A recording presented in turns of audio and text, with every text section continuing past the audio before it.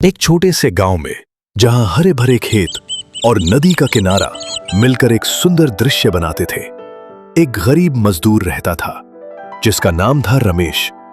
रमेश दिन भर खेतों में काम करता और जो थोड़ा बहुत पैसा मिलता उससे अपने परिवार का पेट पालता। वो हमेशा दूसरों के खेतों में काम मांगने जाता, लेकिन मन में एक टीस थी कि वो हमेशा दूसरों के सामने हाथ फैलाता है। उसे लगता था कि उसकी जिंदगी बस यूं ही बीत जाएगी। एक दिन जब वो गांव के बाजार में काम की तलाश में भटक रहा था, उसकी मुलाकात एक बुजुर्ग साधु से हुई। साधु का चेहरा शांत और तेजस्वी था और उनकी आंखों में एक अनोखी चमक थी। रमेश ने सोचा, ये साधु जरूर कोई समझदार और दयालु व्यक्ति होंगे, शायद ये मुझे कुछ पैसे दे दे।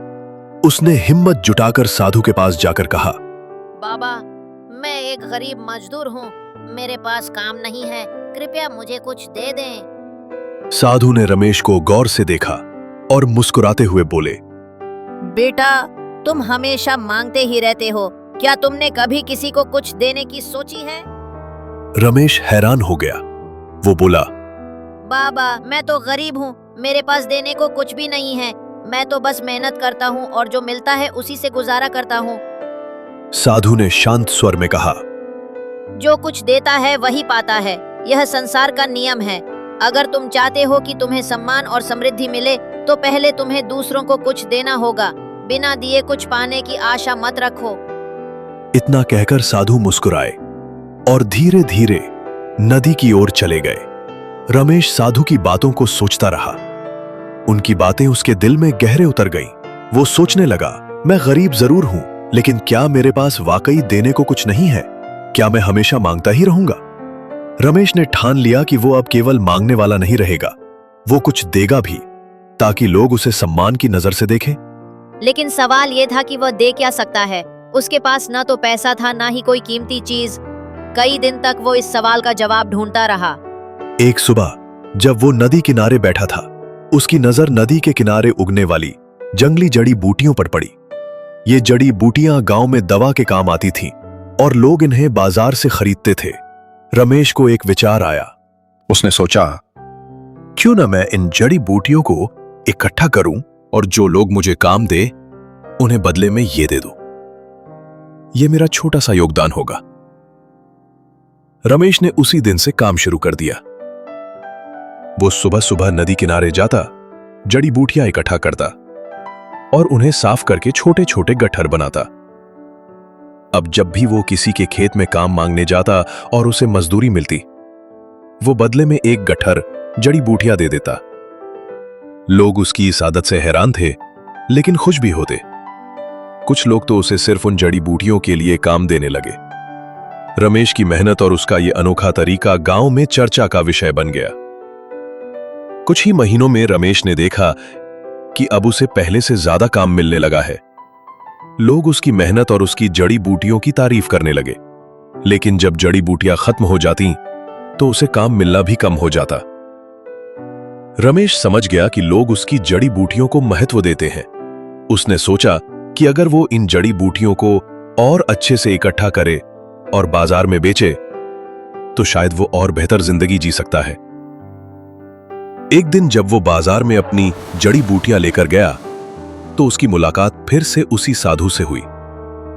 रमेश ने उत्साह से साधु को देखा और बोला, बाबा, आज मेरे पास आपको देने के लिए कुछ है। आप मुझे कुछ सिखाएं और मैं आपको ये जड़ी बूटियां दूंगा। साधु ने हंसते हुए कुछ सिक्के निकाले और रमेश को देते हुए कहा, बेटा, ये लो और अब ये जड़ी बूटियां मुझे दे दो। रमेश ने खुशी खुशी जड़ी बूटियां साधु को दी। साधु ने रमेश की पीठ थपथपाई और बोले, वाह बेटा, तुम अब एक सच्चे व्यापारी बन गए हो। तुमने सीख लिया कि देने से ही पाना होता है। यह सुनकर रमेश की आंखें चमक उठीं। उसे लगा कि उसने जिंदगी का एक बड़ा सबक सीख लिया है। वो जोर से बोला, बाबा, मैं अब मजदूर नहीं, एक व्यापारी हूं। मैं अपनी मेहनत से बड़ा बन सकता हूं। लोगों ने रमेश को इस तरह बोलते देखा तो कुछ ने हंसी उड़ाई, लेकिन रमेश ने उनकी परवाह नहीं की। उसने अपनी जड़ी बूटियों का व्यापार शुरू किया। उसने गांव के आसपास के जंगलों से और जड़ी बूटियां इकट्ठा की। और उन्हें बाजार में बेचना शुरू किया। उसकी मेहनत और लगन देखकर लोग उससे और ज्यादा जड़ी बूटियां खरीदने लगे। धीरे धीरे उसका व्यापार बढ़ने लगा। 6 महीने बाद उसी बाजार में रमेश एक साफ सुथरे कुर्ते में आत्मविश्वास से भरा हुआ अपनी जड़ी बूटियों का स्टॉल लगाए बैठा था। तभी उसकी नजर उस साधु पर पड़ी। रमेश दौड़कर उनके पास गया और बोला, बाबा, क्या आपने मुझे पहचाना?